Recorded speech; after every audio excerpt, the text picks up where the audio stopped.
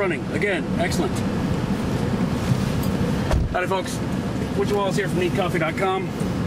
We're yet again in my car, and I'm yet again leaving the theater where I've just seen another film.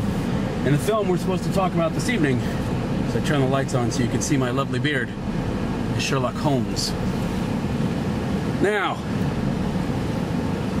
let's see, what can we say about Sherlock Holmes? Hey, I'm going to do the synopsis first, I'm learning. So the synopsis is this: he's Sherlock Holmes. Okay, now, what can we say about the film? The trailer made it very clear, as did the name Guy Ritchie, that what you were going to get is not your standard, I won't say stuffy, but you know, very, very type of Sherlock Holmes solving crimes from his from within his rooms. He's actually going to go out and, you know, strip to the waist and box and kick a little ass and take some names. I must admit to you that I am not I'm not what you would call a Holmesian expert. We have two of them on staff. Cosette is one and Doc Ezra is the other, and neither puked all over this film, which I guess tells you what you need to know about you know, the interpretation. But luckily we don't really care about the interpretation because it's a Guy Ritchie film. So what can we say? Well, Robert Downey Jr. is excellent as Sherlock Holmes. I think he captures the kind of mad genius of the character quite well, because he is, after all, Robert Downey Jr. and a bit mad himself. Jude Law makes for a good Dr. Watson, who is, you know, a bit more action-oriented. And, you know, you've got Mark Strong, who is kind of in Guy Ritchie's stable of actors. Really, I didn't recognize a lot of people from Guy Ritchie's, you know, usual suspects, but Mark Strong I've liked in, like, his past. He was in Revolver, which was crap. Please don't see it if you have not.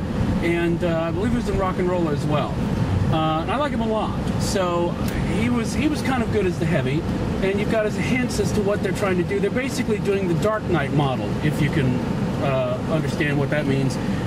Your first film, you use a character who's not your big heavy and lay the groundwork for your big heavy, i.e., well, you know who I'm talking about if you know anything about Holmes.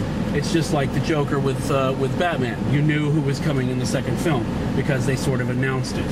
So they're following that formula, and I think the formula is going to work.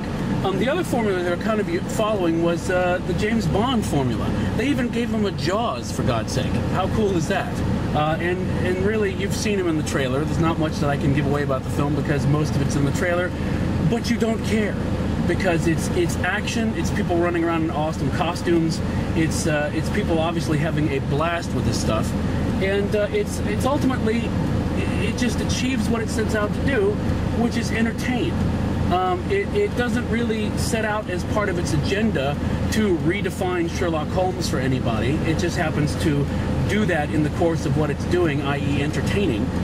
Because just like with any of these other characters that they've been revamping recently, James Bond and Batman, you can't go backwards because you don't have any of the same actors at all.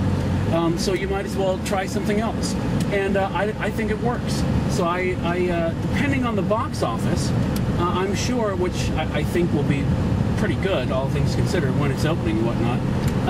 I think you'll see an announcement about a sequel probably soon. So yeah, I'm not sure what else I can say about it. I would say it's definitely a matinee. I wouldn't, you know, make sure to see it at whatever cost or whatever price. But it's definitely worth seeing on the big screen because it's action. And I will say this too, one last thing about Guy Ritchie, because I've always kind of enjoyed Guy Ritchie's films because they know exactly what they are, except for Revolver, which was, you know, we won't go into that, is that I'm glad that he's getting more high-profile things so that hopefully he can turn around and, you know, do a little bit of this and also make some more of the films he does well, which are capers and people getting shot at and some bad things happening to bad people. That's what you want out of a Guy Ritchie film. So yeah, I was pleased, and I say go see it. Definitely a matinee.